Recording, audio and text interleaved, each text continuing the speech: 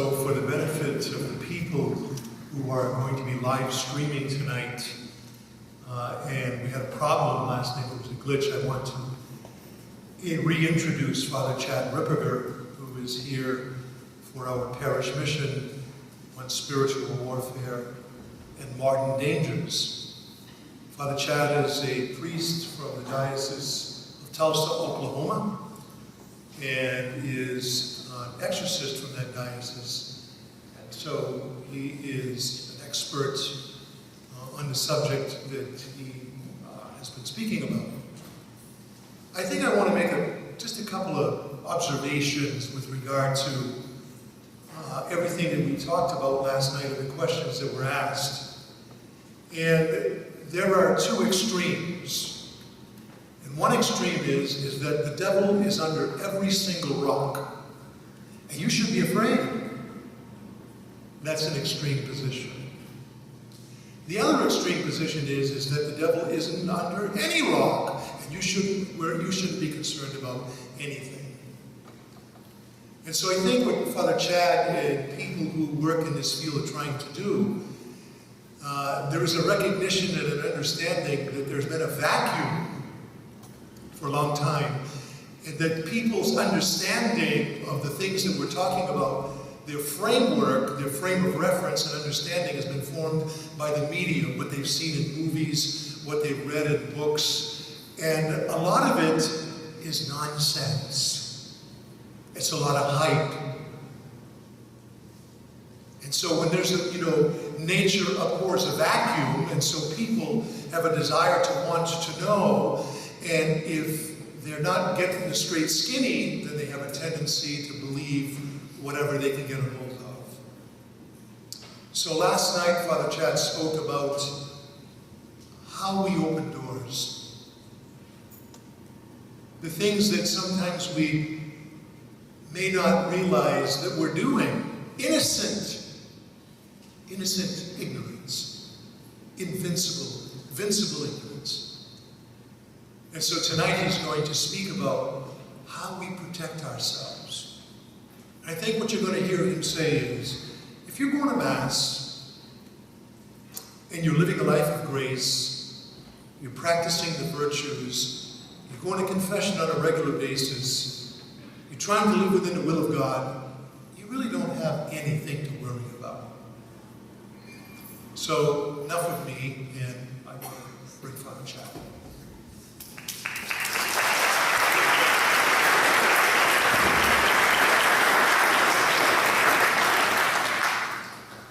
Thank you, Father, and also thank you for inviting me to actually come here and talk. I appreciate it very much.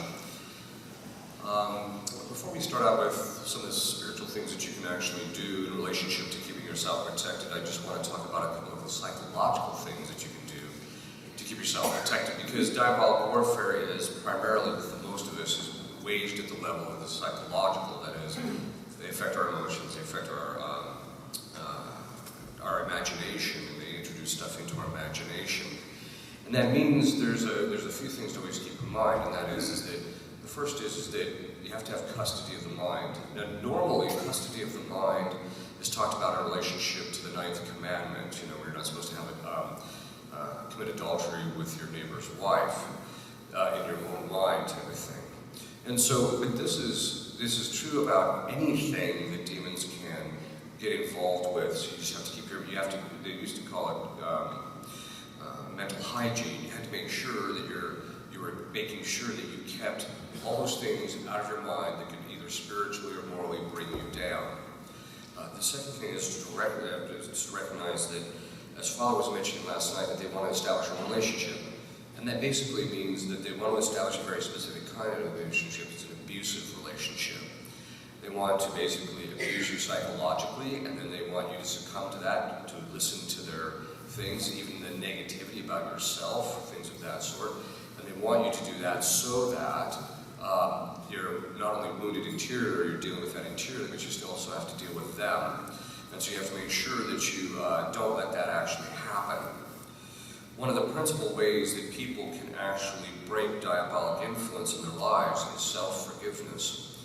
A lot of times people will go to confession and they'll have their sin forgiven, but in the back of their mind, they're kind of wounded from their own sin, because it's something that's particularly bad. And so many Catholics have this idea that, what they need to do is, even though it's been forgiven in confession, they need to just flagellate themselves long enough and beat themselves up badly enough, and then eventually they'll have made restitution and straightened the situation out. It's simply not the case. The fact of the matter is, if Christ has forgiven you, you have to be willing to forgive yourself. Because if you don't, you usurp his authority in the sense of the one who's to judge. We have to judge our interior life about whether we're sorry for the sins and things of that sort.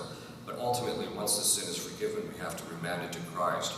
There are certain kinds of sins that we cannot make full reparation for and full restitution in this life, so we just simply have to remand them to Christ or put them into the hands of Christ and ask him to actually ultimately take care of it. It doesn't mean that we don't make reparation for our sin, but it just means that when the thoughts about our past sins come to us, we shouldn't use them as a thing to beat ourselves up with, because that's what the demons want. They want you to have a self-loathing, because that's what they have of their own. And they're always trying to get people to take on their own emotions and their own characteristics. Instead, what we have to do is use it as a motivation to make reparation and to thank Christ for his mercy. So when you talk about the spiritual things that you can do to keep yourself protected, it's broken down into some categories. The first and primary way you always keep yourself protected is by always remaining in the state of sanctifying grace. I mentioned last night, never commit mortal sin under any circumstances whatsoever. Technically, you shouldn't be committing any sin at all under any circumstance, but especially mortal sin, because, of course, mortal sin opens the door up and you can become diabolically influenced. But the state of grace, I tell people, Christ is a very good investor. And basically what that means is that when he infuses sanctifying grace in our soul, he's going to give the person sufficient grace to protect that. So as long as we depend on him and have confidence in him and not on ourselves, but upon him to protect us, to provide for us, to purify us, and ultimately to perfect our own faculties, because this going back to this thing of, if I just beat myself enough, eventually I'll make it right. Actually, we're not capable of rendering ourselves into a state of perfection. It's beyond our human capacities. Only Christ can do that, because if you could, then you would be violating the principle of sufficient reason. You can't give what you don't have. If you're not perfect, you can't make yourself perfect, so don't try. But what that means is that you have to cooperate with Christ in the graces that he sends you. It also means that you cannot, you have to be faithful to his grace. It basically means that you have to do everything to protect your own state of grace and to increase it. The holier we are, the more Christ actually protects us in large degree. So we just have to make sure that we may always remain in the state of grace. The second thing is in the context of the Catholic life, it means that the greatest amount of protection is going to come from your leading a full Catholic life. That's really ultimately what it means. A full Catholic life. What does that look like?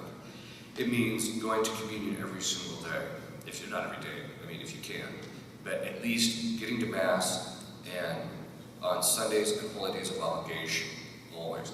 A lot of the times people don't realize that, because there's been a kind of a lack of teaching from the pulpit, that to go to Sunday Mass and on days of holy obligation binds up with the pain of mortal sin.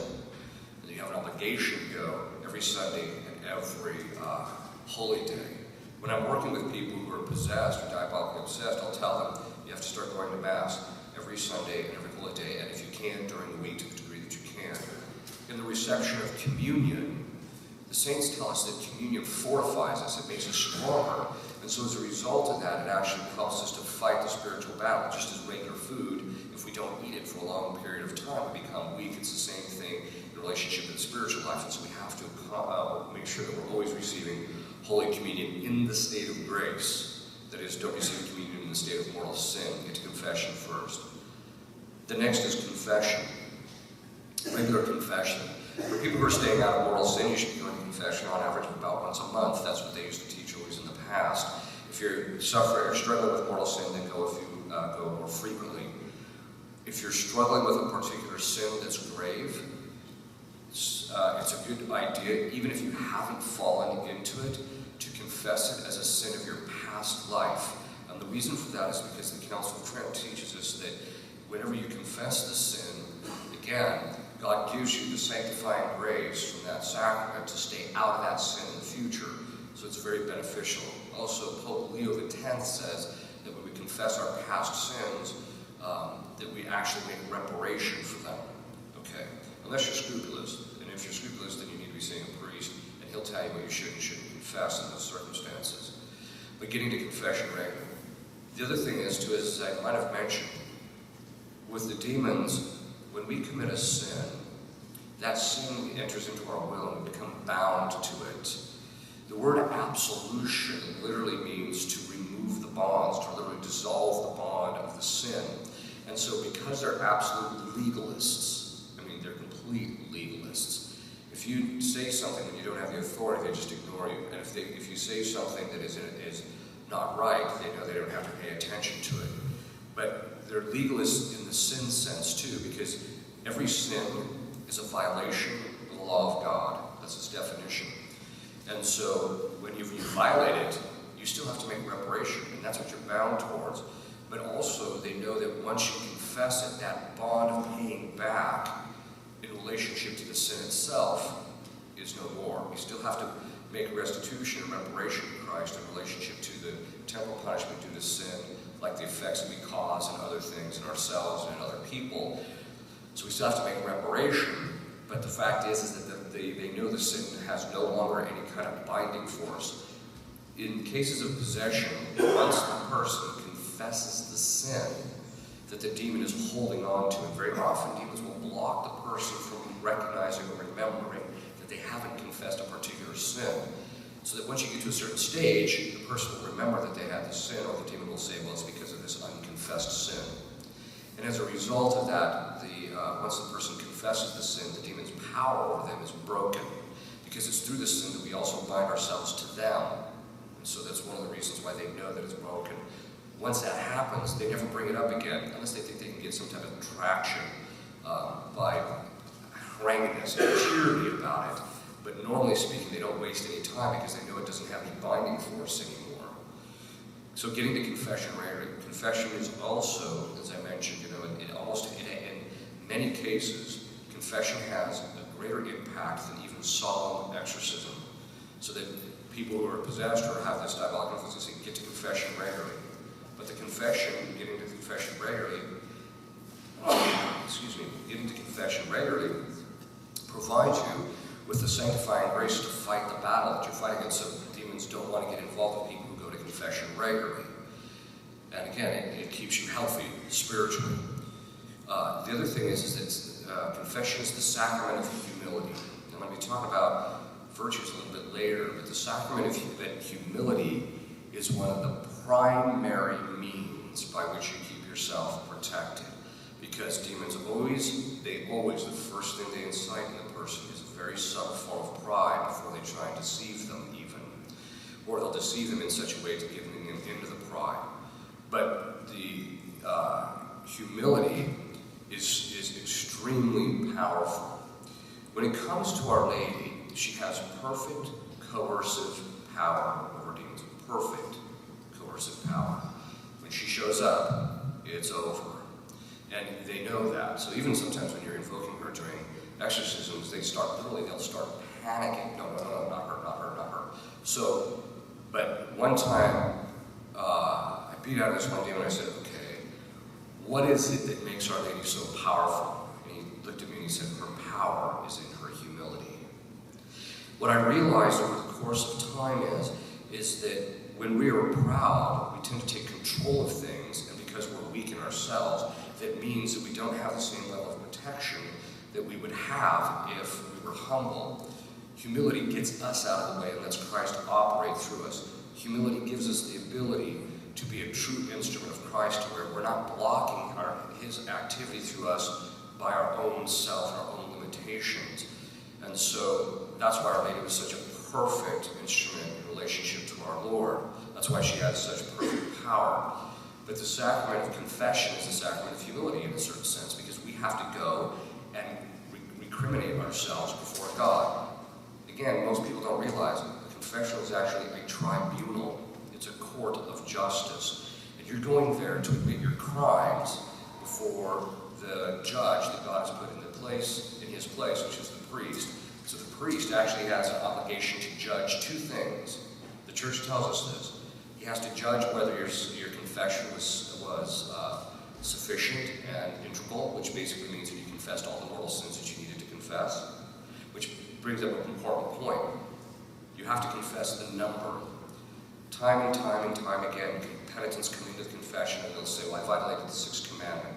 And you'll say, how many times? The Council of Trent requires you to confess the number of times, because very often penitents will hide behind the severity of their sin, the numerous times that they're doing it, by just saying it generically or saying it in a way that you say, well, I did X, but they don't tell you how many times. So you have to confess the number. But that also means that you're recriminating yourself, basically. You're saying, this is it. But you're pleading your case too. So the second thing that the priest has to judge is your sorrow for your sin. And if he sees that you're sufficiently sorrowful and that you've done a sufficient confession, then and only then can he give you absolution. If either one of those two is not present, your confession is invalid. Now, let me be clear about that. If you didn't know that, you were unaware of that, it didn't invalidate your past confessions. But if you knowingly withhold a mortal sin in confession, or if you're not really sorry for your sin, the priest's absolution is null and void. It doesn't have an effect. And very often the demons will get people to try and hide things or make people fearful about confessing things. But it's a sacrament of humility. We have to humiliate ourselves before them. But it's also humility in the sense that humility is defined, one of the ways it's defined, is defined in a variety of different ways, is a willingness to lead a life in accordance with the truth. When we commit sin, we're actually leading a life contrary to the truth. And the truth is that God has set laws and we're bound to follow them. And we've denied that. We've placed ourselves above the law, judged that we can commit this particular sin irrespective of what God has determined. So that through sorrow and humility, we realign ourselves, recognizing that the truth is I violated the law, so I'm living a life in accordance with the truth of that, and now I have to amend my life. That truth, of course, is directly opposed to what demons do to us all the time. They're always deceiving us. However, sometimes demons will put in people's minds stuff that's true. And that's to get the person to start thinking about it and to start following their lead, and then eventually they'll lead them into some kind of an error or falsity. There's a phrase, of course, I'm sure you've heard it, 99 truths for a single lie. They will tell you the truth till the cows come home if they know that in the end they can lie to you once and lead you off the thing. So confession is one of the key things in breaking diabolic influence. As I mentioned, people who have diabolic obsession will very often go to confession, and it's almost like doing a minor exorcism where they actually feel the symptoms lighten up to the point where sometimes it feels almost symptom-free. But this is a sign of the power of the actual sacrament. This is true about all of the sacraments, because of the fact that the sacrament of baptism puts us in the state of grace. If the exorcisms are done, it drives the demons out of the person who's being baptized.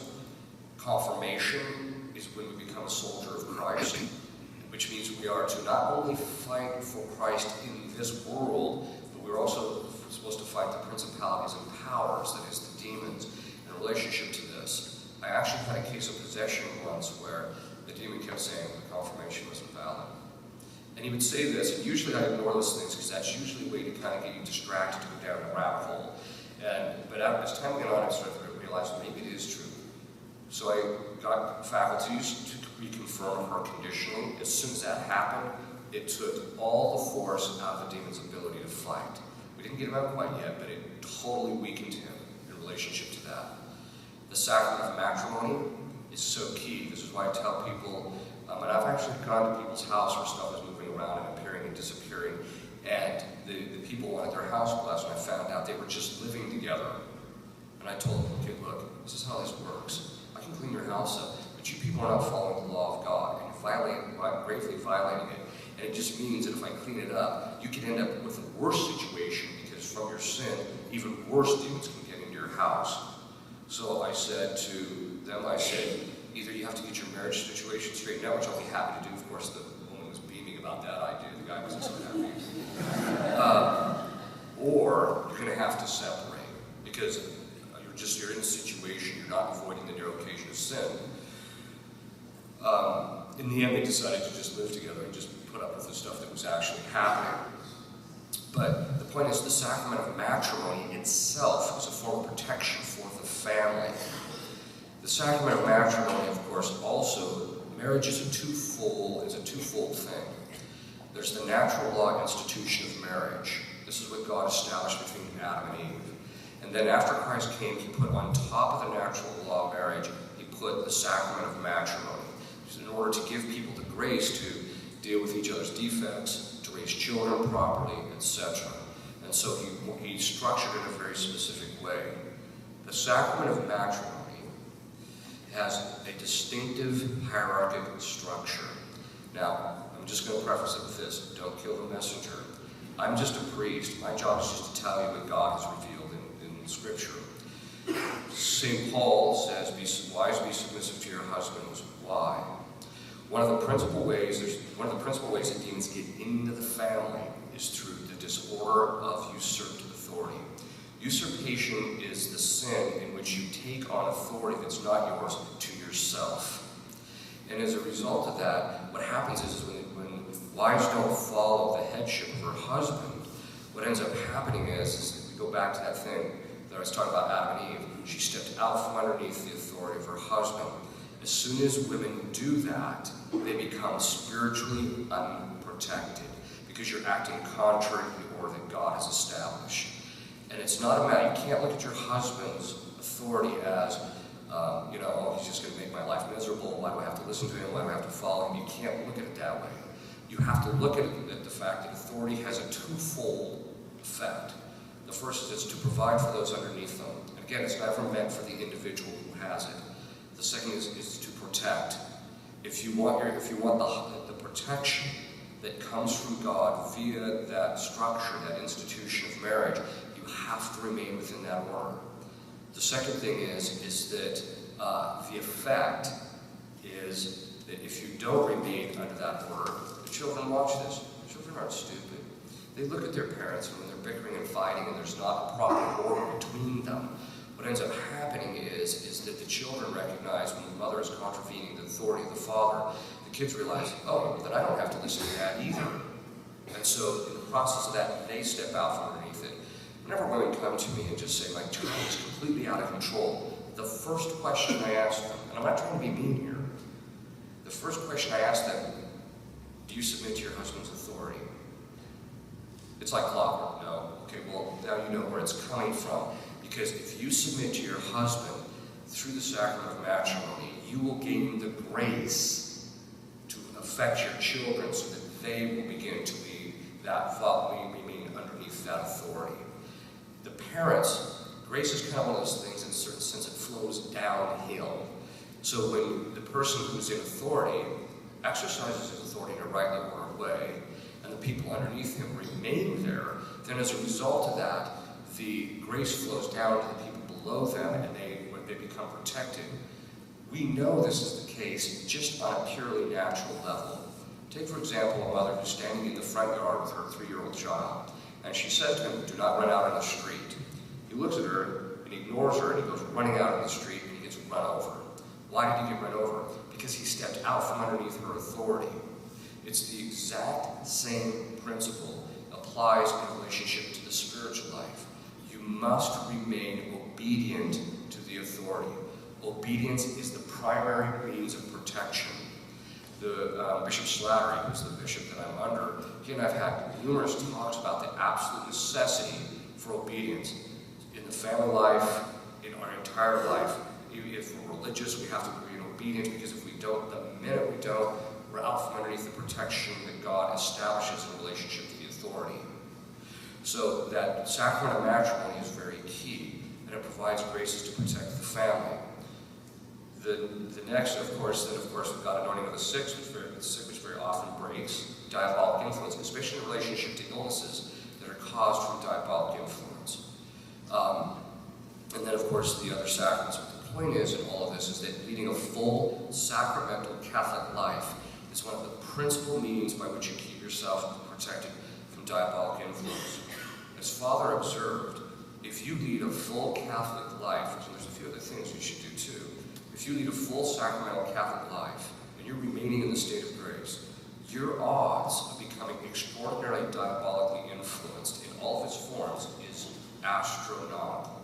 It's exceedingly rare. So the point in all of that is that if you just lead a good Catholic life, you don't have to worry. You shouldn't fear. God has provided everything necessary for us to be protected. You just have to make sure that you stay underneath that and that you follow that. This is also true in relationship to the authority of the church. The authority of the church is twofold. One, it's doctrinal and moral, and so we have an obligation. If you follow the prescripts of what the church says that you must do, you're going to be safe. The demon's always going to try and get people to give justification for their sin in order to get them to fall. And the people have all sorts of rationale for it. One of the things that Bill Clinton did was he commissioned a study when he was president to find out how serious Catholics were in leading their faith. How much do they really believe what the Catholic Church believed? What came back from the study was this: 95% of Catholic couples are either now or currently or have used contraception in their marriage. That's why they know they can attack the church, because the doctrinal authority is weak. If we stay underneath that, we're going to be protected. Also, but it's also in relationship to legitimate commands. When Christ left the earth, at the ascension, he said to the apostles, he said, "All authority on heaven and earth has been given unto me. Go therefore," which was a transfer of jurisdiction, it was a transfer of authority. "Go therefore and baptize all nations." This is, by the way, the reason why the church is not subordinate to civil authority, because it has a right to propagate from God himself. It has the right to propagate the gospel wherever it goes, and the state has no right to say no to it. That blocking the church from exercising what is a form of usurpation. And once that happens, they've stepped out from underneath the protection as well. But if we stay within the authority of the church and we're obedient to it, we will be protected. So that following that authority structure is very, very important. It's so important that, again, the demons are absolute legalists. They know exactly what the person has authority over. They know the limits, and they know exactly how it functions. And to give you an idea of that, during one of the sessions I had in possession, although it's happened to me more than once, is I'll begin the session without faculties from the bishop. I'm a stable exorcist now, which means I always have faculties whenever I'm working within the Diocese of Tulsa. But in this particular case, the bishop was giving me faculties on a case-by-case basis in the beginning stages. But one of the demons, when I start this, doing just the evaluation, you start the process of praying with the individual and you do minor exorcisms which don't require faculties. At a certain point, the demon just stopped and looked at me and said, "Where's your authority?" And he just stood there. He was impervious to everything I was doing. So I stopped the session, called the bishop that afternoon. He gave me faculties. The next day I came in. I didn't mention a word of it to the demon. Immediately, he started obeying me. This is how authority works. Authority is a real thing. It's not just in our minds. It's not something that somebody gets to exercise because they've got a bigger gun than we do. The fact of the matter is it's a real thing that God put in place by structuring the natural law when he created the demon and the angels and man. So we have to always remain faithful to that authority. Okay. The next thing is a prayer life. Most Catholics do not pray. You know, when you outside Mass, St. Augustine said, "He who does not pray will not be saved." The saints say that we have an obligation in justice to pray every single day. And they ask the question, how often should you be praying? How much should you pray? They say, at least. This is justice. This is not regard to charity. If you really love God, you want to pray all the time because you want to be with him. But in relationship to justice, they say 15 minutes. Now think about that. The rosary is 15 minutes. That's why everybody is constantly trying to get people to say the rosary. And this is one of the reasons why the saints say that the rosary is St. Padre Pio said, the rosary is the spiritual weapon in spiritual warfare. People who say the rosary every single day, their odds of being diabolically attacked are very slim. And if they do, they'll be able to deal with it. They'll be able to handle it. But the prayer is key, and not just vocal prayer. One of the problems that's happened in the church in the last 60 years is that meditation, the higher forms of prayer, vocal prayer is at the bottom. It's not bad. It's a new form of prayer, but it's at the bottom. There's 9 levels of prayer, 8 above vocal prayer. You can't enter into any of the higher levels of prayer without meditation, which is the next level. Teresa of Avila said that. And most people think that, for example, to have mystical experiences, to actually have mystical contemplation is the prerogative of saints. No, it's the intention of God for everyone. If you meditate every day, then God will start to help you to get above these particular, or start to ascend these levels of prayer. Meditation is also key. St. Thomas says it is impossible to get out from underneath habitual venial sin. It is impossible to get out from underneath your defects without a consistent life of meditation. You should be meditating every day. Now, if you meditate, what does meditation do? Well, you're lifting your mind and heart to God, and it's principally an activity of your imagination. Where the demons primarily attack our imagination. Also, meditation will begin the process just on its own of eliminating our defects, which is another thing that you really need to work on in order to protect yourself. We're going to talk about that in the context of virtue. But if you're praying every single day, and there are certain prayers that you can say. One of the prayers I often recommend for people who are getting in and have a lot of spiritual battle, either in their own lives or the lives of their family, which is just about everybody, is there's a group called Auxilium Christianorum. And that group was set up by 2 exorcists, because what they noticed is that there were certain families, a lot of families actually, who, even when the parents raised their children with a solid catechesis and instilled the virtues, one of the kids would inevitably just go off in Timbuktu morally. And so they said, we have to get the families protected. So what they did is they started this group as ecclesial probation. And basically you say the prayers. They take about 5 to 7 minutes a day. And in saying those prayers, you're plugging into everyone else praying for you as well. And there's literally tens of thousands of people saying this prayer every day.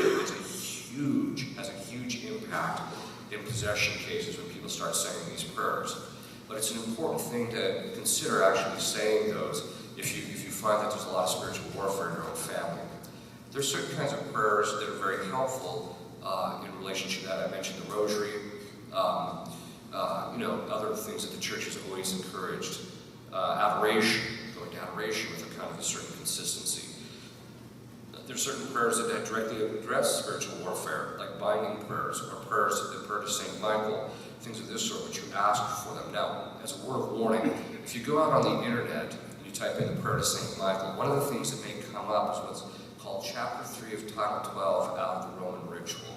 It was the Leonine prayer, it was the prayer of exorcism that Pope Leo drafted when he had the vision.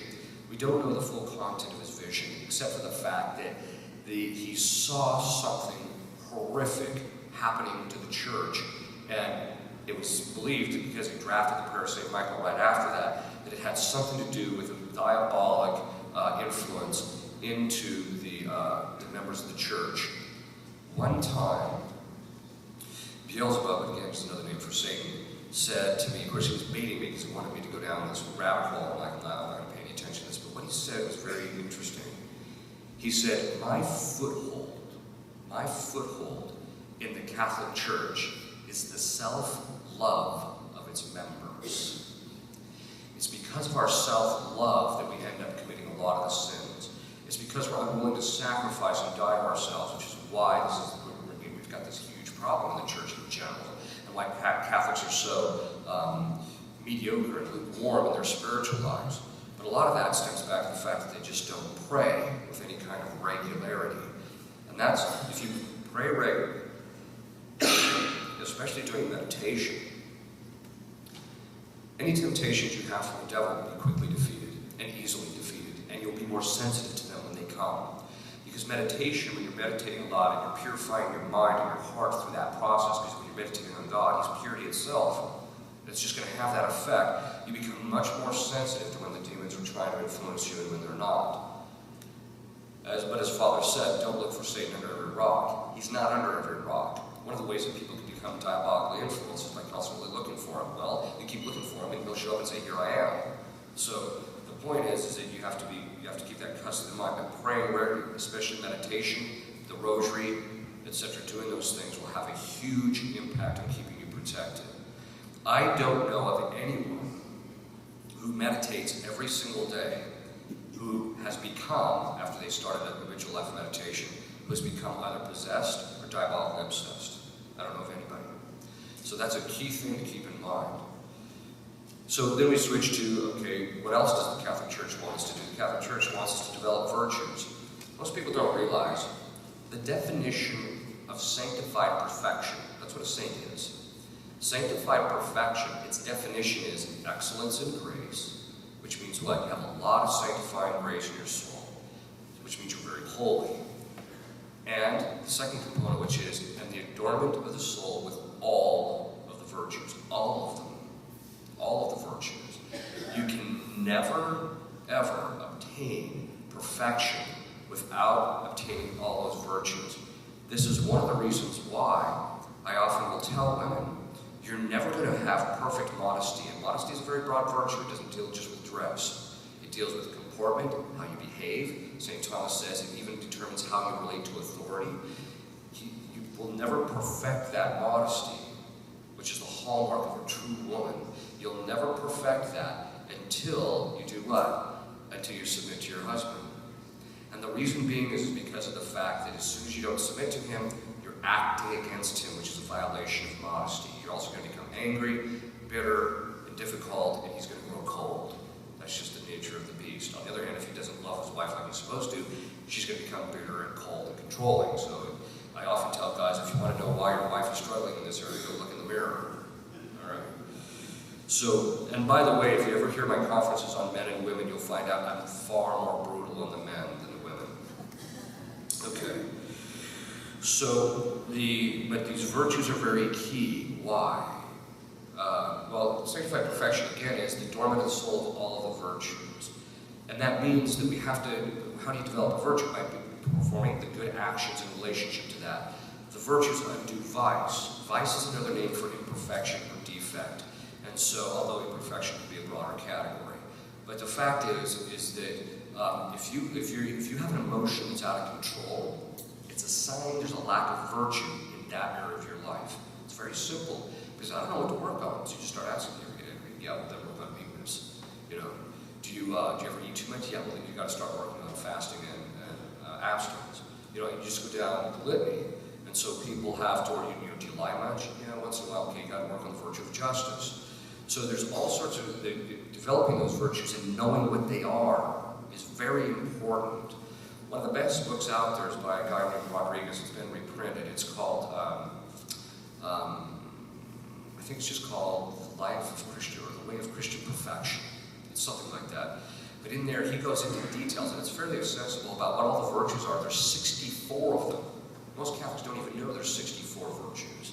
They don't even know what they are. One of them, I always tell people, one of my favorite virtues is the virtue of eutrapelia. What is that? It's the virtue of recreation. Okay. So people ask me, you're an exorcist. What do you do for recreation? I drink scotch and smoke cigars. But the point is that you have to be able to relax. And so people who work too much, constantly work, and never put anything else, and never take any downtime, that's actually vicious. But the point is, which demons can get people to do, where they overstretch themselves and get them working. Okay. So why is virtue so important? Virtue comes from the Latin word vir, which means strength. When we have a virtue, we find doing the difficult thing easy. Virtue does two things, Aristotle said, and then from that point on, the Catholic tradition picked it up. It makes the person good. The virtuous person is a good person because they habitually do the good thing. And you know that, so you can trust them.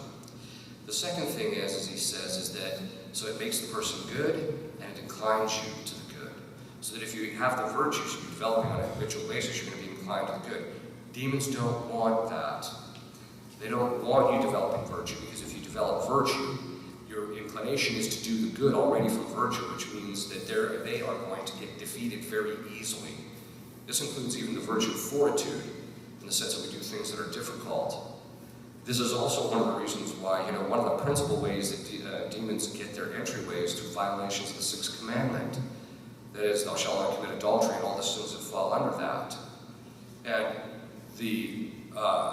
and a lot of that is because people are just weak in this area. They don't develop chastity, they don't develop custom of mind, they don't develop all those, a sense of purity or purity of mind. There's three kinds of purity, by the way, which is something when I first read this, I thought that's very interesting. The first is that you never violate the sixth commandment. You never violate purity in action. The second is you never violate purity. The second level is you never violate against the ninth commandment. You never violate purity mentally. The third, the saints talk about, is a different level of purity. It's where you never let anything into your faculties other than God. This is what Our Lady had. This is why she's so pure. The demons are the inversion of that. They rejected God. They held to something created through their fall, and as a result of that, they've become impure, and they're constantly trying to detract us from that. So as people gain chastity, purity, and temperance, and fortitude, and justice, and all that prudence, and all these virtues, and faith, hope, and charity, as they do that, they become much stronger in relationship to them. Faith, charity is very important because it keeps us motivated in doing the right thing, among other things. But faith is really important, especially in one particular aspect. Faith is the virtue that God infuses in our intellects by which we are able to give assent to what He's revealed. What does that mean? He came, He taught us certain things, and faith gives us the ability to see what He's taught is true. Where does that truth be found? In the Catholic religion. If you remain orthodox and faithful to what the Catholic Church is teaching, your odds of becoming influenced are very rare as long as you're leading a decent life. And this is one of the key things, but one of the key elements of faith is confidence. Having confidence that God will protect you. Having confidence that God will provide for you. Having confidence that regardless of what your problems are, He can get you out of them or He can lead you or whatever the case is. Having that perfect confidence is key because I've seen this over and over and over again in possession cases where the demons are constantly chiseling away at the possessed person's confidence in God or in Our Lady. And so if you have perfect confidence in her and in Him, then they will lead you out.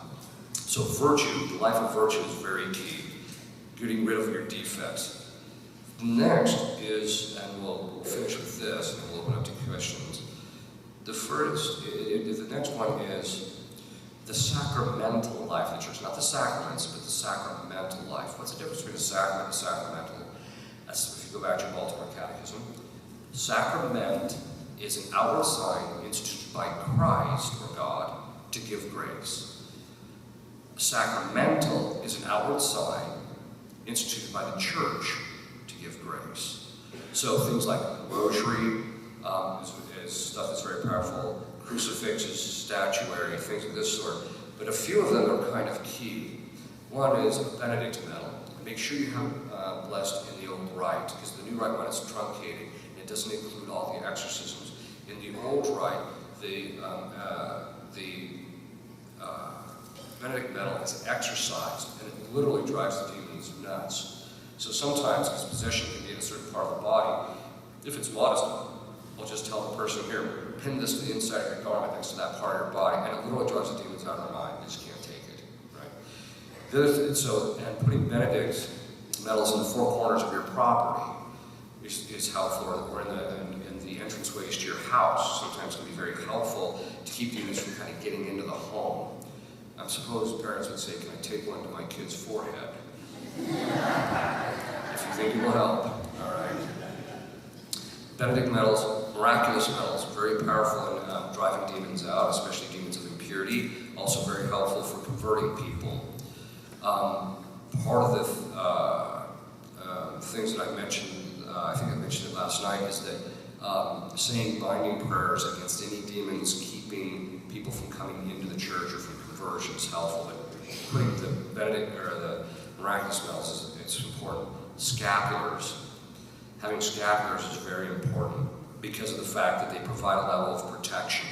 In one case of possession I had, the demon was a demon of impurity, and every single time he would manifest, the first thing he did was trying to get the scapular that the woman was wearing off. And so whenever he would take it off, he would usually throw it. So then what I do is I go and get it back. I made him reverence it. Actually, Christ did. I just asked Christ to make him reverence it. He would reverence it, and then I would tell him to put it on reverently. Right? And he hated that because it actually caused him pain. So scapulars are very important. There's all different kinds, the round scapular particularly. There's also other sacramentals like exorcised water. I know Father here uses the old rite of blessing for water, which includes an exorcism of the water, exorcism of the salt. You mix the two together and then you say another prayer, so it actually has an efficacy to drive the demons out. Exorcised oil, olive oil, you can exorcise those so that you can use the oil by putting it on your forehead, even of your children. Parents should be blessing their children regularly. Most people don't know, most Catholics don't know, that from the time of the Old Testament on, the office of parenthood gave parents the ability to bless their children by a commanded blessing. So they can literally take the oil, put it on and say, may God bless you, and then they're blessed from that. But and they should do that with some kind of regularity, relationship to their children to keep them protected. The exercise oil is good for people who suffer a lot from dreams. Sometimes people make the sign of a cross on their forehead with it, and they'll find it can cut down a little bit on the dreams that they're having that seem to be diabolic in nature. Using exorcised salt. By the way, you can put the exorcised oil, the exorcised salt in your food when you cook it. Just make sure you're not dumping it down the sink or something like that, but you can put it in the food so that it will help to kind of ward off the spirits from influencing the people and things of that sort. I'm going to have to backtrack on something I said. There's one last area I want to talk about, and that is the devotional life. Having a devotion of specific saints can be very helpful in spiritual warfare. Obviously, Our Lady is the one. Because of the fact that she has this perfect coercive power, she's also Queen of Heaven and Earth, which means she also can protect us all. If we stay under her protection, we know that we're not going to get diabolically influenced. Also, having just a strong devotion to her Immaculate Heart, and things of this sort is really key. Of St. Michael, obviously, because of the fact that he was the one that was chosen by God to cast Satan and these other demons out of heaven. He still has great power. There's a place in Italy, Gargano, Italy, where you can get stones, where he appeared 5 times in this cave. And those stones, if I've used those stones, I've had people who are possessed, or diabolically obsessed. And in one case, the woman held it, but just started the prayer to St. Michael, and boom, her obsession broke. Unless it was some type of minor form of possession, that it broke. So St. Michael is very important, praying to him regularly, asking him to protect your family. A strong devotion to the guardian angels. You don't have just a guardian angel for yourself. Every guardian angel that was created to protect a particular individual. So somebody says, what happened if my guardian angel fell? Well, God will assign another one. But because some people say, well, he doesn't do much in my life. Well, whose fault is that? If you're not talking to him and making acts of devotion regularly, getting him involved in your life, he's not going to do a whole lot, right? And this is just the nature of the beast. There's guardian angels, not just of individuals. When the sacramental marriage becomes valid, the pious tradition teaches us that God assigns a guardian angel to the marriage. There's a guardian angel for, so that means there's guardian angels for families, for parishes, for cities, towns, regions, nations. There's guardian angels of major corporations, it's generally believed. There's guardian angels of the priesthood. The pious tradition teaches us that there's guardian angels once a person takes solemn vows. So nuns and brothers, there's a guardian angel assigned to protect them in their vows. And I've actually seen this actually happen. I'll just mention this one to give you an idea. One time this woman who was possessed called me and she said, I'm pinned to the floor and I can't move. And so she handed the phone to the assistants who were helping me during the exorcism case. And they said, yeah, we came over, we can't move her, we can't budge her. So I said, well, look, I'm standing in an airport, I'm about to get on a plane, I can't do it here. I will call you as soon as I get off the airplane. So I hung up. Then I said to the guardian angel of my priesthood, I said, go and help her. And so I got off the airplane, called her, I said, "Are you still praying?" She said, "Yes." So I went to a part of the airport, said the prayer, she let up immediately, and she said, "I have to go." She hung up. Okay. So about 5 minutes later, she called back, and she said, "I haven't been to the bathroom in 5 hours." Okay, that's reasonable. And then she said, "By the way, did you send the guardian angel and her priesthood to me?" And I said, "Yeah, how did you know?" He said, "He appeared to me and held my hand during the whole thing." So the point being is that they're real and they're there. You just have to get them more and more integrated and involved in your life. Particular saints, there's certain saints. Every demon that God allows to possess, at least, has what we call a nemesis. There's a saint that God has set up as the one that afflicts and defeats that particular demon with regularity. Now, some of the saints are actually better at it than others. Like Padre Pio, I call him Johnny on the spot. Because it doesn't matter. I mean, about 70% of the time, if I invoke him, boom, he's there, he's doing it. A lot of exorcists have had a lot of success with John Paul, too, and invoking his. But sometimes you find out who the nemesis is. For example, the nemesis of the noonday devil mentioned in Psalm 90 is St. Catherine of Alexandria. The nemesis to Beelzebub is the Immaculate Heart. To Lucifer, it's Seed of Wisdom. To Satan, it's Immaculate Conception. And you can go down the whole litany of them, and they all have the nemesis. One of the things you do when a demon appears, if you know the possession is going to drag out, you command him to tell you who's your nemesis, and he'll usually tell you. And then you invoke that person, that saint, to come down and do it. All the angels and the saints, you can get them involved in your life and ask them for your protection, but just have a great general devotion to them, and they will give you that protection. Okay. We'll stop there, take just a couple minutes, and then we'll do a Q&A.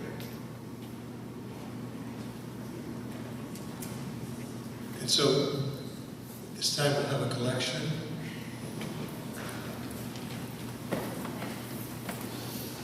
And I just want to comment on something Father Chad said with regards to wives being submissive to their husbands. The following line says, "Husbands, love your wives the way Christ loved the church." You see how Christ loved the church? That's what a husband is called to do for his wife. And if a husband is willing to do that for his wife, he will never have to demand submission from her. She will say, "He's for me," and she will readily submit.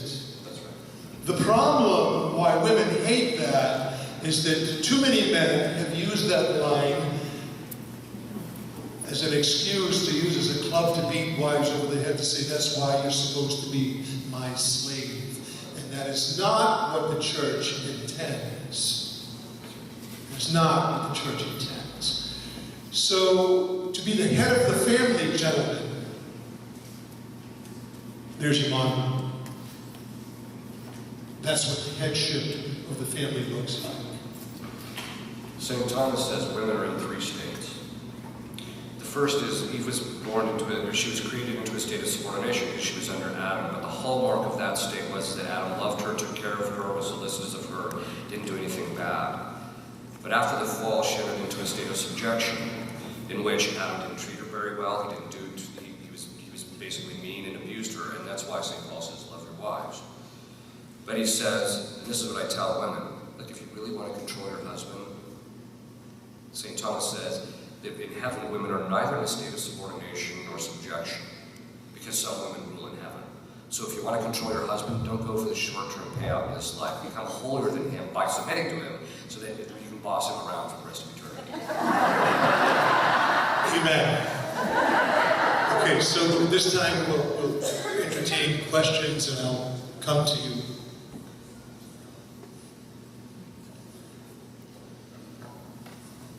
Father, is diabolic impressions, do they have an effect on alcoholism in the family, manic depression, or autism? Yes. It depends on the nature of the thing that the person's suffering from.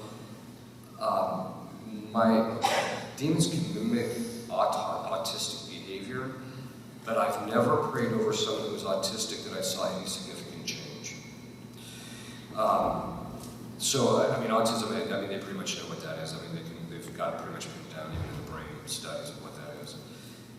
They can cause addictions, alcoholism, depression, and those things. They can cause those things. Very often there's a diabolic component to it, but there can also be the psychological side to it as well. And so people have to take a twofold approach. Some people that work with me who are possessed or diabolically obsessed, I can clean up the spiritual side of it, but they still have to go to a therapist to process certain things. And that brings up a very important point. Every one of us is wounded spiritually and morally and psychologically to one degree or another. And some people gravely so, some people only minorly so. Right? And so one of the things I tell people that we're trying to, one of the principal ways they're trying to get out from underneath diabolic influence when they want to protect themselves is you have to ask Christ to heal you of those wounds. In the Old Testament, in the book of Isaiah, it says through his stripes we are healed. And then St. Peter says through his wounds we are healed. Christ chose to be physically wounded so that through that he would merit our spiritual healing. And so it's important to ask Christ to heal that woundedness, because the demons pick on the wounds and they use the wounds, and they're constantly going around trying to get people to wound other people, because once they're wounded, they're in a weakened, debilitated state, and it's much easier to influence them. So, and we can be influenced easily through our wounds. And wounds make us very sensitive to certain things. They make us very prone to certain kinds of sins, etc. So you need to pray for your healing. Father, is there a difference between exorcised salt and oil and blessed salt and oil? And if so, where do you get the former? Father does the exercise, will bless the exercised oil and salt, and you can bless them, but that is different from the ritual and the old rite of exercising them. So, Father, in about 3.5 weeks, there's going to be dozens of kids come to the door looking for candy, right? Any thoughts about Halloween? Anything we need to be a little more careful about? yeah, the problem is that the Halloween has actually been co-opted by the people involved in the occult. When in point, in fact, historically, Halloween is just the eve of all saints. That's what it actually refers to. So Halloween in and of itself is a disorder. You know, dressing up as certain things, I think, is, you have to be careful about what you dress up, because if you dress up in a way that's inviting demons in, that can be a bit of a problem. But generally speaking, I tend to be a bit benign towards it. I just tell people, just don't get involved in anything that involves a cult or witchcraft or anything like that. Just get involved in that, but the rest of it I'm pretty benign too. Father, I know a person who had a traumatic experience, physical, and now she claims to be able to channel spirits. She does that for work now and Reiki, and I tried to talk to her about it, but wouldn't hear anything. But can, through a physical traumatic experience, spirits enter you? And what sort of prayer can I do for her? Yeah, they can. People can have a very traumatic experience, and actually, very often what that means is that the person will either become oppressed, where they're actually talking to the person, they become possessed, they can become diabolically obsessed.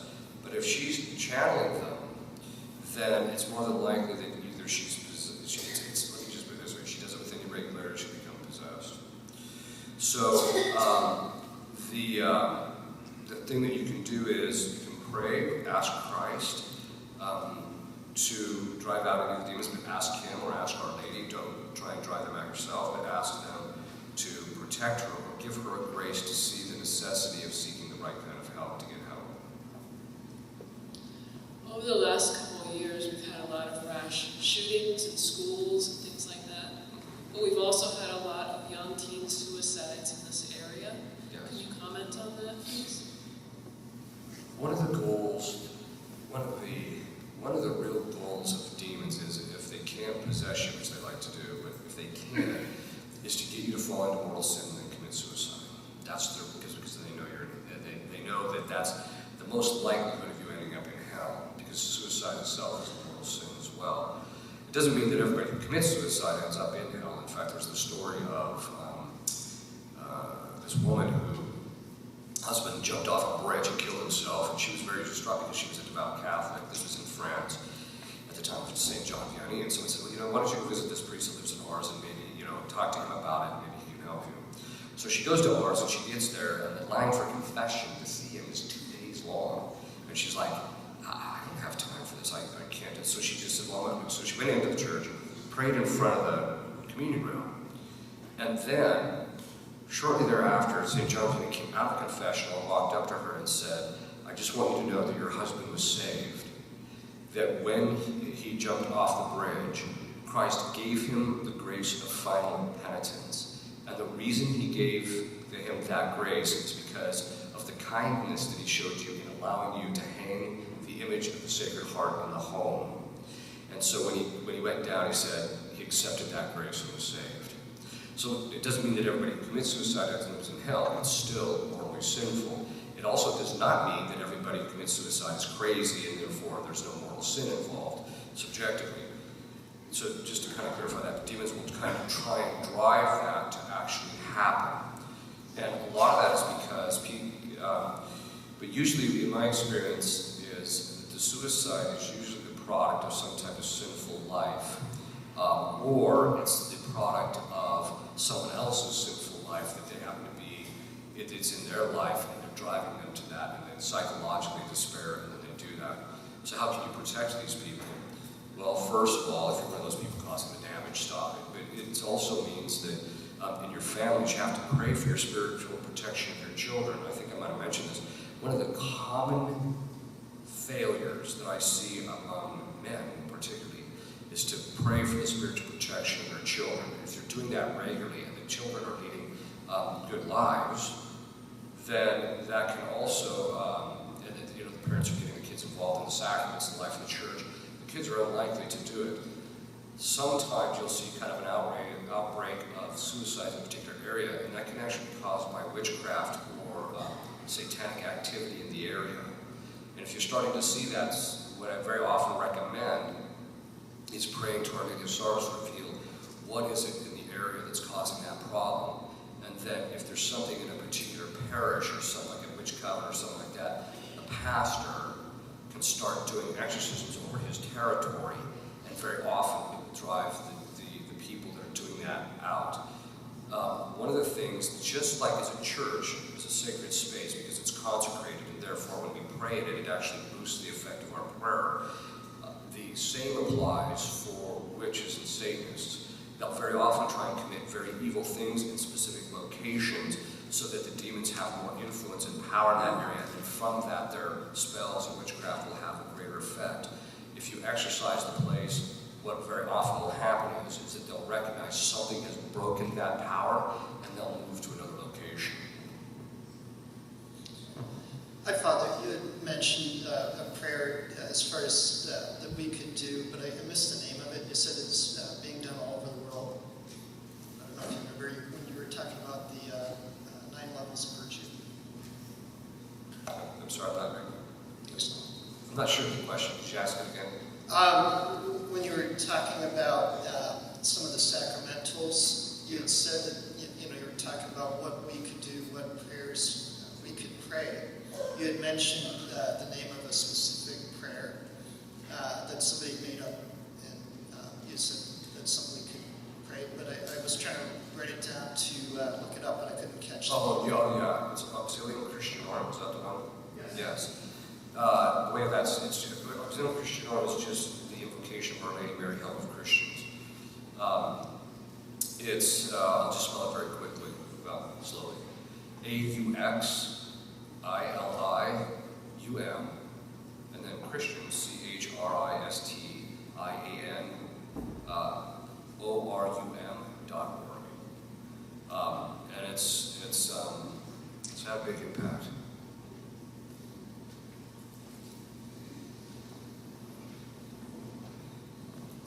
When you're speaking to the devils and you're hearing his voice and asking his name, are you hearing it like we hear you? Yes. Or is it? There's 3 ways that it occurs. The first is that they can put it directly into your imagination. I've never experienced that. I can't hear you. Oh, sorry. There's 3 ways that they can do that. They can put it directly into your imagination. imagination. I've never experienced that. They can put it, I take it back, I did experience it once. They can, you can hear it. Sometimes people who will assist me will hear the demon talking when I don't hear them talking. The other time is it comes out of when the demon manifests, he uses the person's vocal cords to speak. So sometimes it's in their voice, sometimes it's in his voice. And sometimes you can kind of tell them about, in fact, there's kind of a funny story. One time there was this one possessor, and I was talking to the woman who was possessed, and he says, well, he talks to me, and I says, well, what does he sound like? And she starts laughing, she says, he has a southern twang. Okay. So later, when I was beating him up a little bit, I said, they make fun of you if you're twang and held on things. No, they don't. Yeah, they do. Yeah, they do. They just, yeah, they do. Could you explain the difference between binding, rebuking, and renouncing and its effects? Yes. Binding blocks them from being able to perform specific kind of actions. Rebuking is telling them no, that they cannot enter or do something. So binding is they're already doing it, blocking it. Rebuking is that you're telling them no, they can't do that, or they can't continue something. And then denunciation is where you renounce some hold that they have on you in some way. I've heard of this book. It's a New Age book, and a lot of people I've heard a lot of people recently reading it. It's called A Course in Miracles, and it basically, these people believe that it's Jesus speaking and that evil does not exist. Have you heard of that? Well, I've heard that theory. I didn't know that there was somebody who was claiming to hear the voice of Jesus. Well, first of all, against that, I think that is just against common sense. I mean, okay, some guy goes into a school and mows 9 people down. That's not evil. I mean, that's just silly. The other thing is, too, is that if you, obviously the devil would like us to think that evil doesn't exist, because then he doesn't exist. But I would say it's just a temptation for people that wanted to actually think that and think things are fine. But that's just not the case, obviously.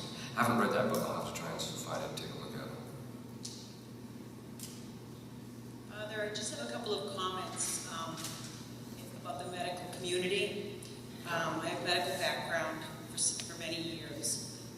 2 trends that I've noticed. First of all, they're advocating Reiki for preoperative patients. Hospitals are promoting it. And second, I've noticed that there is a trend in euthanasia. Yes. Death with dignity, they're calling it. Could you comment on any of that? Well, the Reiki, obviously, which I mentioned a little bit last night, is actually a derivation.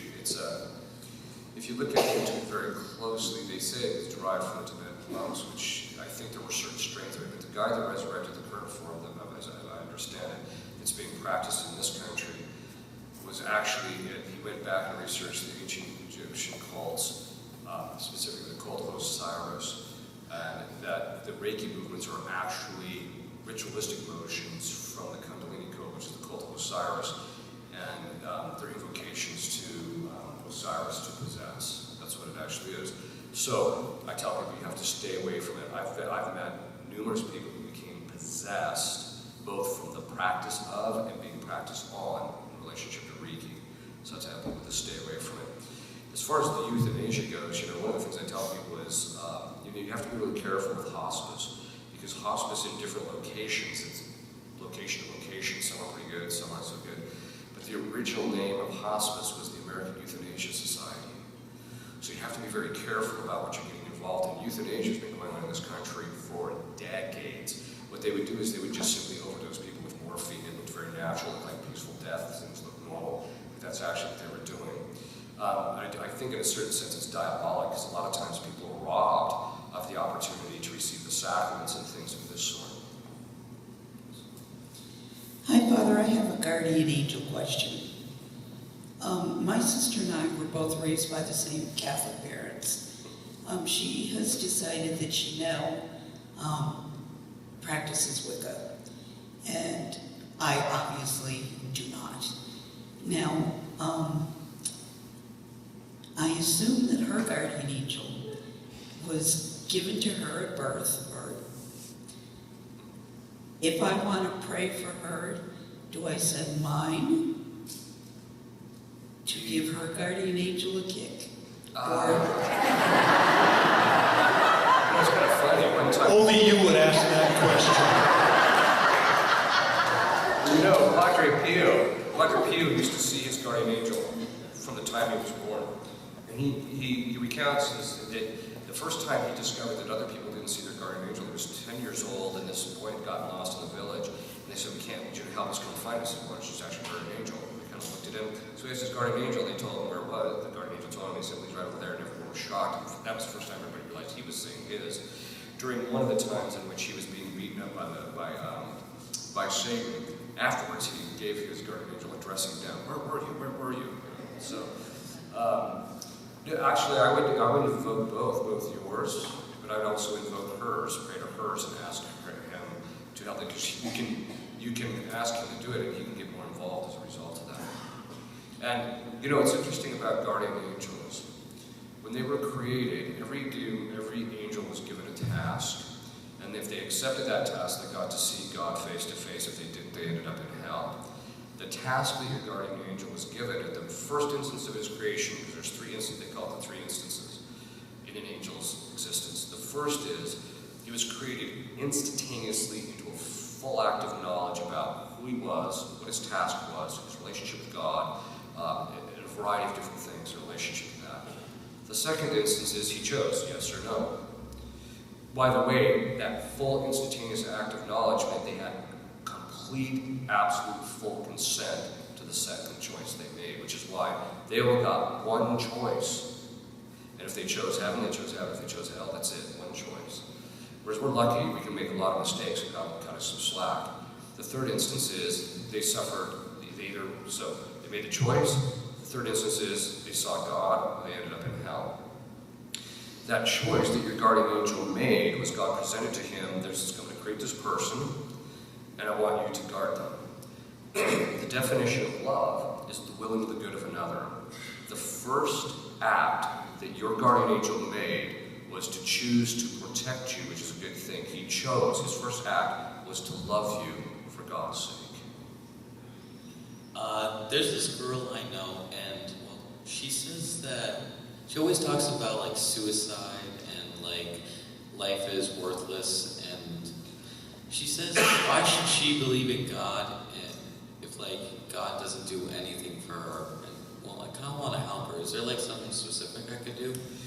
Yeah, I mean, a lot of it is to pray for her, obviously, and pray for protection. But the other thing is too is that sometimes it's just providing her with the right meditations.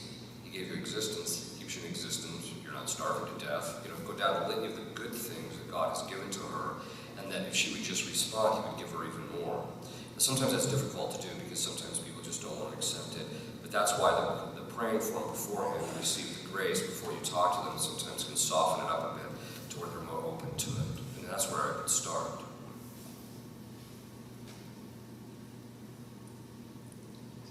Thank you, Father. I have nearly died several times in my lifetime. For some reason, God keeps me alive. Many years ago, I was in Idaho and went with my family to see a hypnotize people as part of a show. Many of us were brought up on stage, and this man tried to hypnotize us. And my family said this didn't happen, but it did. He tried to hypnotize us, and he said a silken cord will be pulling our hand up towards the sky. And when that happened, I felt like I had a cord around my neck. And he said to me as plain as day, the floor started to vibrate. He said, "You get off my stage." And I got up and I left and went outside. My family said I just got up and I left. But this man's eyes were just as black as coal. And like like they had no bottom to them. Another time, my son brought home a Ouija board, and I said, "You won't have that in my house," and took it outside and put it in the trash. My sister came to visit, the trash can popped open. She took out the Ouija board and brought it back to my house. I said, "You can have it, I don't want it here." I've had several experiences in my life where strange things like this have happened. And I don't know exactly why these things happen, but I won't put up with them. And I don't know what this is about. Well, sometimes we've got to let certain things happen to us so that we learn something through the process. The saints always say is that, when it comes to diabolic influences and you don't pay any attention to it, when people have a mystical experience, John of the Cross gives the advice in which the whole moral and spiritual tradition of the church signs off on. He says, if you have a mystical experience, he says, ignore it. And he says, if it's from God, he's almighty, he doesn't need you, so don't pay attention to it. Because he can get out of you what he wants regardless, because he's omnipotent. Whereas he says, if you've had a mystical experience and it's from the devil, which, by the way, is very hard to distinguish, and so there's a certain set of criteria that you have to watch. People say, but it was so pleasant. Yes. I know a woman who had sex with a demon, and she said she felt so absolutely loved and complete in that act that from that point on she was searching for it all the time. People have this idea that when demons get involved, they make us feel awful, we have a bad experience. That's not true at all. So John of the Cross says to ignore it, and that if it's from Satan, the only way he can get any power or traction is if we pay attention to it. Whereas if it's from God, we don't have to pay attention to it because he's just going to get what he wants. Now he does say that if there's some kind of consolation, and if the devil's trying to cause it, then what you do, even if it's the devil or whatever, you use it to propel yourself closer to God. You don't focus on the consolation. Use it to mean to become closer to God. So if the devil realizes you're doing that, he's going to move from consolation. He's not going to want to do that anymore. But the point is that you don't focus on it. My advice would just be chalk it up to, maybe there was some experience there, but I wouldn't pay any attention to it, and I wouldn't allow it to happen. If it happens again, then you just use this to say, okay, I realize that this is happening. You deal with it to what's necessary, and then you just move on. What kind of success rate do you think you have in your work? And if it isn't successful, why do you think that is? I have absolutely 0% success rate. Christ, on the other hand, is pretty successful. This is a really key point.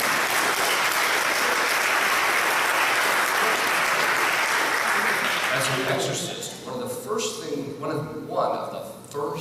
things that the demons will make sure you understand is that you, as an individual, have no power over them. And so, whereas Christ, the priest, is the instrument through which he exercises his power.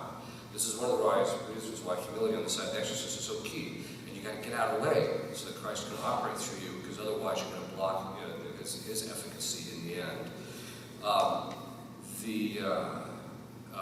One of the things I'll do from time to time is when they say, you can't make me do that. No, I can't, but he can. And of course, that just drives me nuts.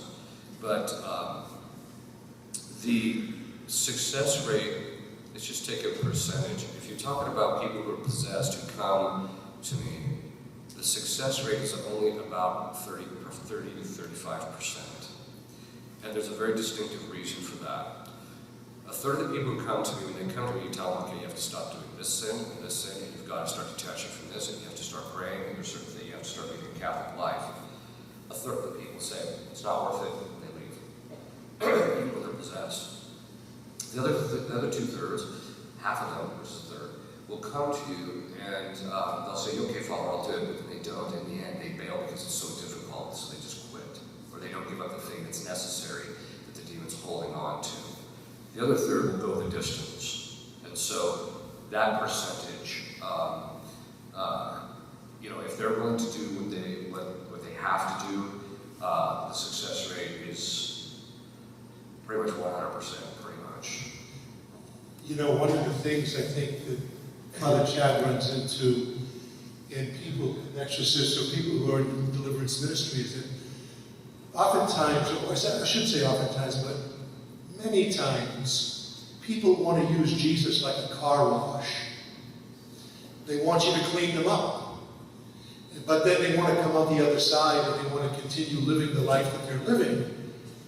And that is not, there's no happiness, there's no success in that. Yeah, I actually saw a case of a person who was possessed. We got her cleaned up. I sat her down and gave her the Coming to Jesus talk. I told her she had to get her life in order. She didn't, she left. It was literally right out of Scripture. 1 left, 7 came back in. So the next time I saw her, she had 7. She got cleaned up again, she did it again. And now she's possessed by things that are even stouter. So the point is that if people, because people have this idea that, oh, you're the exorcist, you're going to do your bit, and I'm going to get liberated. No, that's not how this works. 90% of the job in getting this guy out is yours. I'm just the 10% you have to get accomplished. I'm only 10% of the equation. You have to be doing your part if you're ever going to get him out. And a lot of people don't want to hear that. People today are lazy. They're very convenience-minded. They don't want to have to do the work, especially if it's any kind of, when any suffering is involved. So.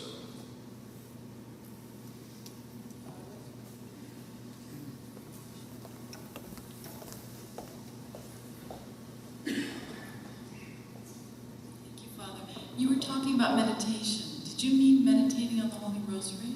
Is that the one you're talking about? Well, the Rosary is meditative, but it's not straight meditation. Meditation is when there's no vocalization. And so it's basically where you pick a Christian mystery, perfection of God, some Savior, and then you consider it from a variety of different points of view. And then that's what the meditation is. So it's done primarily mentally. There's a really good book. Well, there's 2 things that you can do. If you want the short version, St. Francis de Sales, it's right on the internet, has a very short tract on meditation. It's only about 10 pages long. That one's really good. The other one is a book, if you want more, there's a book called The Ways of Mental Prayer by Lahody, L-E-H-O-D-E-Y. It's put out by TAN. And that one has everything you need to know to do it properly. Father, you mentioned Harry Potter last night. Are there any manifestations that develop from that, reading that book? Yeah, I mean, as I mentioned, one exorcist had to exorcise 3 children possessed by Harry Potter. Another exorcist had to exorcise a woman who allowed Harry Potter into her family. So it does. As far as in our culture and things like that, my biggest concern is that the children today are being introduced into the occult. Whether it's true or not, because they're liars, but whether it's true or not, we don't know. But the Church of Satan said that in 1995, there were 80,000 members of the Church of Satan under the age of 18. They said in 2012, I think it was, in 2012 it was 15 million under the age of 18.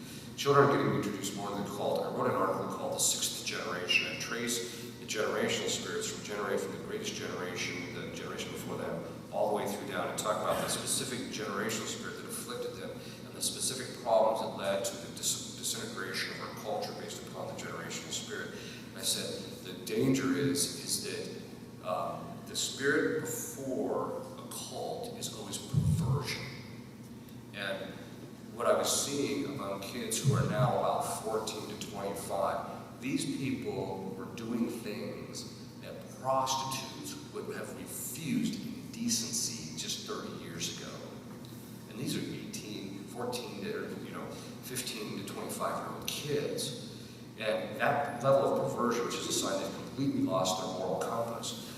The next step is, because perversion is always the entryway into the occult, the next generation, you already see it, it's on the horizon, the next generation are going to be demon worshippers and pagan people because of the fact that all the occult stuff is now coming up from that.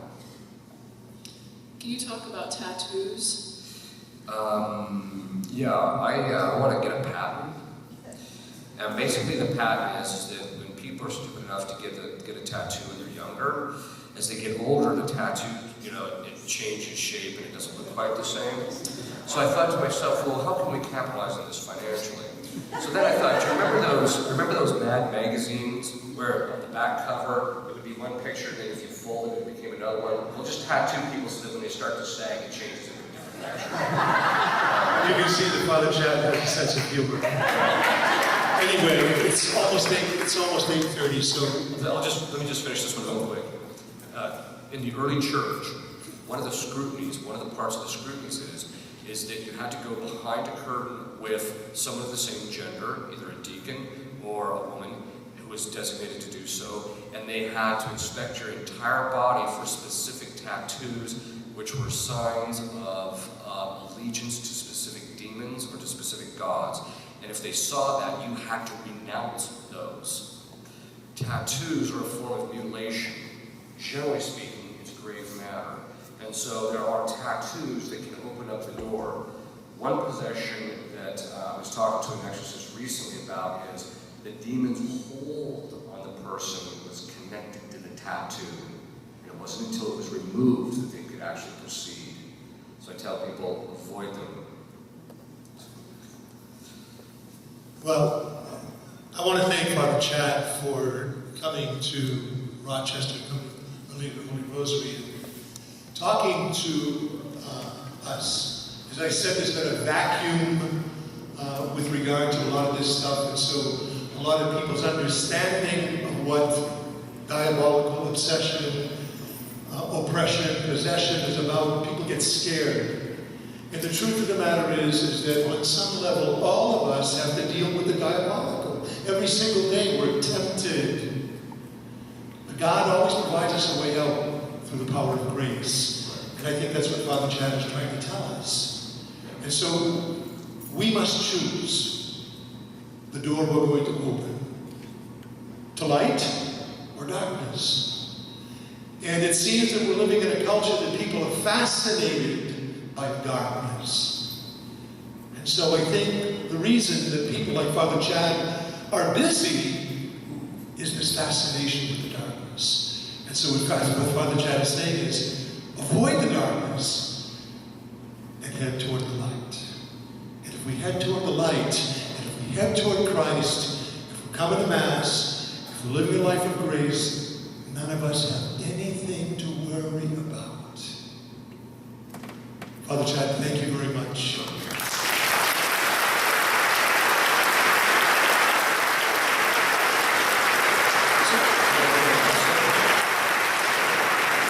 Father, he's going to close with prayer, and then we invite you next door to St. Anne Hall. We have some refreshments for you.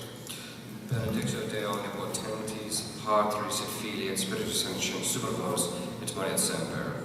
Amen.